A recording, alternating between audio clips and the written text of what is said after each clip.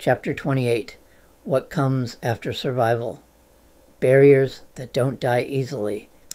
Even with my CPSS certification in hand and nearly 2 decades separating me from the injustice that wrecked my life, I couldn't escape its shadow. I wanted to work, really work, not just to survive, but to reclaim who I used to be before the system stole my career, my name, and a part of my sense of self. I knew applying for jobs in the mental health field meant facing questions, silence, and rejection. But I also had something new, a letter from the Orange County Rape Crisis Center. Years earlier during my marriage, something had started to shift. Memories I had buried or couldn't make sense of surfaced through nightmares and intimacy triggers. I reached out to OCRCC, unsure if I even qualified for help, but they didn't ask me to prove anything. They listened, they believed me, and most importantly, they put into words what no legal system ever had. Sometimes the person labeled perpetrator is the one who was harmed. The letters they wrote, one for the Social Work Licensure Board, another for potential employers, became my lifelines. They couldn't undo the conviction, but they gave me something the courts never did: recognition of truth. First steps, first falls. By early 2022, I had my certification. It was time to return to the field. I was hired part-time by Cottage Healthcare Services in February, my first mental health job in years. It was rewarding, if modest. I worked closely with a few clients and saw the change I could make. Still, I needed more: full-time work, stability, validation. So when RHA offered me a full-time position as a CPSS in April, on my birthday no less, I jumped. Before quitting Cottage, I was cautious. My IPS worker and vocational rehab counselor reminded me, don't give notice until you're absolutely sure RHA knows about the background. I disclosed everything. The man who hired me believed in me. He said he'd fight for me, and when he gave me the green light, I believed I could finally move on. I started at RHA in May. After Memorial Day weekend, they told me not to meet with anyone. I was called into a private meeting. We don't think this role is the right fit. No explanation. Just turn in your badge. Later, a coworker told me what I feared. Someone had flagged my background.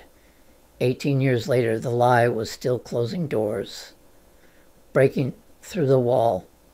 Then in July, Freedom House Recovery Center hired me. I disclosed everything again. This time, the HR rep glanced at the OCRCC letter and said something I'll never forget. Unless you're a serial killer, you're fine. She was joked, but not really. It was the first time someone in HR responded with humanity. I started work in August 2022, assigned to the Mobile Crisis Unit.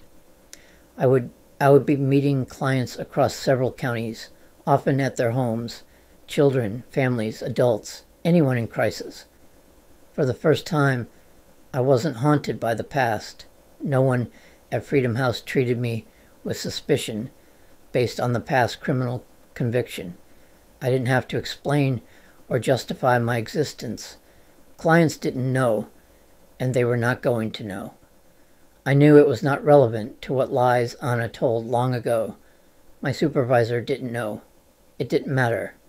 What mattered was the work. I was good at it. Really good. I saw it in how people opened up to me. I saw it in how I could read body language again. I wasn't afraid anymore. I didn't feel like an imposter. I wasn't walking into rooms as a man carrying shame. I was a professional offering help. A new kind of recognition. Sharisi, my supervisor, saw my potential. She knew I had a background in social work. When I asked her for a reference for my application to regain my social work licensure as an LCSWA, she hesitated, not because she doubted my goodness, but because she hadn't worked closely enough with me to confidently recommend me for clinical practice. Still, she encouraged me. I had been working for over a year with her when an important conversation occurred.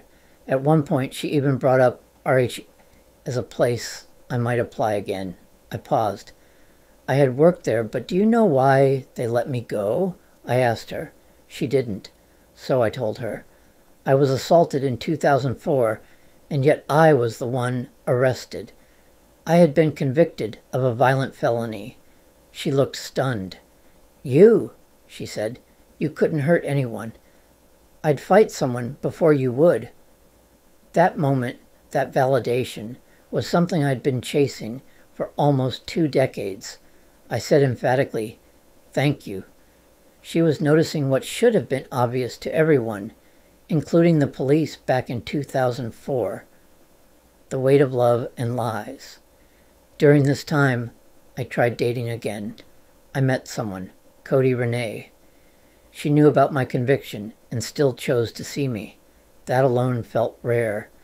I stayed longer than I should have, not because I was happy, but because I didn't want to lose the one person who didn't reject me outright. But even that came with emotional complexity. I wasn't comfortable. I wasn't fully myself. And eventually the relationship ended. Cody Renee had lumped me in with others who had hurt her. It didn't matter that I was different. It still hurt.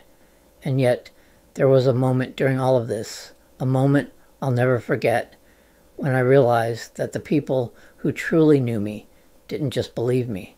They knew I was incapable of violence. Shirase saw it. My clients felt it. I knew it. If it were not for criminal record databases, we would have to rely on our instincts, just like my cat had. Moving on, for a little while, I thought I had made it. I thought the past had loosened its grip. I was helping people. I was thriving. I had finally returned to the field that gave my life meaning. But then came the cuts, budget changes. Freedom House began dissolving the mobile crisis team. They offered me another job on the detox unit. I thought it was a generic crisis unit. If I had known what that job really was, I might have said no. It wasn't just unfamiliar. It wasn't therapeutic. It felt like a jail, not a place of healing. But that's a story for another chapter.